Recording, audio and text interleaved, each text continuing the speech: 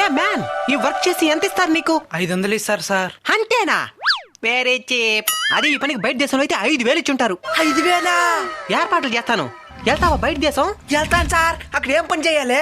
AC ఇంట్లో చల్లగా కూర్చొని ఉండాలా. పెద్ద పెద్ద డబ్బులుండే వాళ్ళు పార్టీ చేసుకుంటారు కదా, వాళ్ళకి అన్నం వడ్డించేది, వాళ్ళ పిల్లకాయని చూసుకునేది అంతా ఏసీ ఇంట్లోనే. అయితే నేను కలర్ వచ్చేస్తాను. వచ్చేస్తాను. ఎడారు కదా. అదే అదే, నువ్వు అక్కడే పోతావా, ఊర్లో ఎవరినైనా తీసుకొని పోతావా? ఊరు లేదు వద్దు, మనకంటే ఎక్కువ సంపర్చి మనకే శాతపూడి చేస్తారు. ఇది కాకుండా ఇంకా ఏ పనులు చేస్తావా? పశువులు మేపుతాను. ఓకే, ఒంటిల దగ్గర వేసేయచ్చు. చందా, అదే అదే, నువ్వు ఈ ఏర్పాట్లు చూడిపో. సరే తెల్లకొచ్చే పోతాను. అయ్యా రే బకరా దొరికినట్టు పంపిస్తానా? మంచి ఎడారు చూడండి. అలా మోసం చేయడం తప్పు కదా సార్. ఏది తప్పు? ముందు ఎక్కువ డబ్బులు ఆశపడి తప్పు చేసిన వాళ్ళు ఏ ఇండియాలో పని చేసుకుంటే వద్దనిందా? మంచి ఎడారు చూడు.